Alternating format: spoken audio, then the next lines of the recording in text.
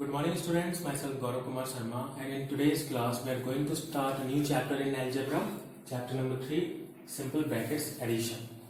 In today's class we will try to explain the use of brackets and some rules which are related to brackets.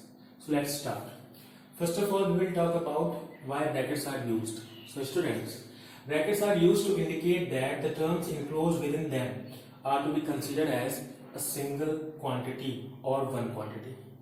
Now let's try to understand the meaning of this whole statement with the help of this example. As you can see in this example, we have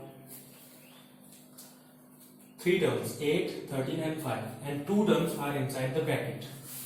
Inside the bracket we have two terms. Now the meaning of bracket will be here that these two terms, that is 13 and 5, 13 plus 5 will be considered as a single quantity.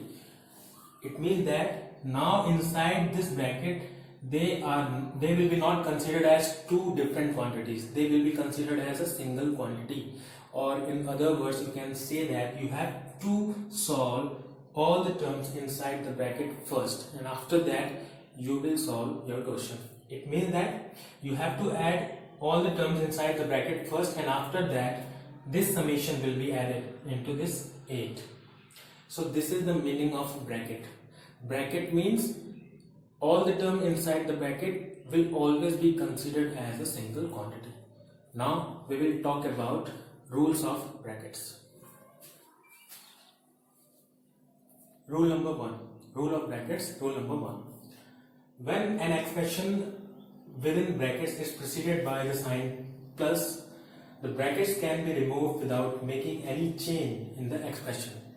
The meaning of this rule is that, suppose that we have a bracket and there is a positive sign before the bracket like this, a plus, and the bracket is here, and before this bracket we have a positive sign. Then according to this rule, if there is a positive sign before the bracket, then while removing the bracket, we will not change the sign inside the bracket. That is, the term which are inside the bracket will remain with the same sign. That is, we will not change their sign. Or we can also say that the term inside the bracket will remain same. That is, what are inside the bracket? We have plus b and minus c inside the bracket. So if there is a positive sign before the bracket, then we will not change the sign inside the bracket. This is our first rule of brackets. Now let's talk about second rule. Rule number 2. When an expression within brackets is preceded by the sign negative, the brackets may be removed if the sign of every term within the brackets is changed.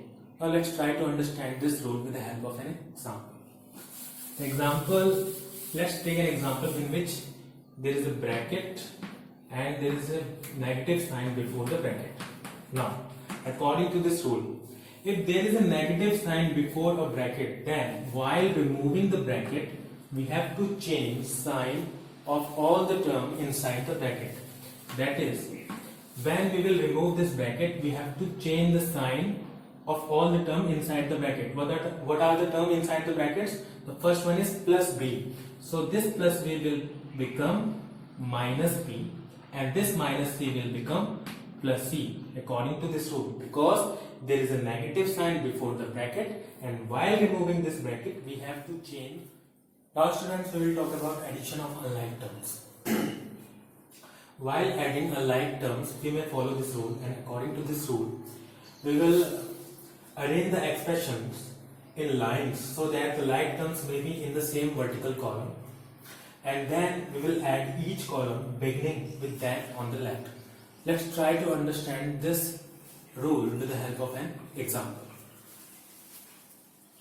In this example, we have three algebraic expressions and we have to find their sum.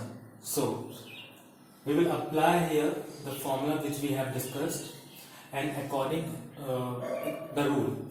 that rule, we have to arrange our expressions in line so that all the like terms comes in a vertical column like this. All the like terms, that is all the terms containing A in a single vertical column. Again, all the terms of B in a single vertical column, because there is no term of C other than 2C, so there is only one term. And if we have unlike term, then we will write that unlike term at the extreme right, as we have written here D at the extreme right, because we do not have any other term of D. Now we will add these three expressions, and we know very well that only like terms can be added, and when we add like terms, then we just add their coefficient. So we will perform addition in between coefficient. Here 3 plus 2 will become 5, and 5 minus 4 will become 1. That is, the solution of this vertical column will be 1a. 1a, or we can also say plus a.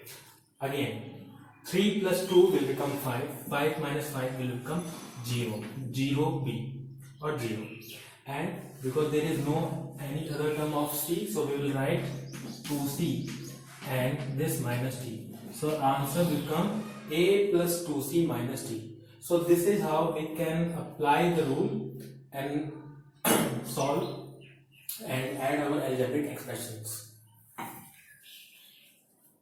Examples 3rd, question number 1. Here we have three algebraic expressions and we have to find their sum.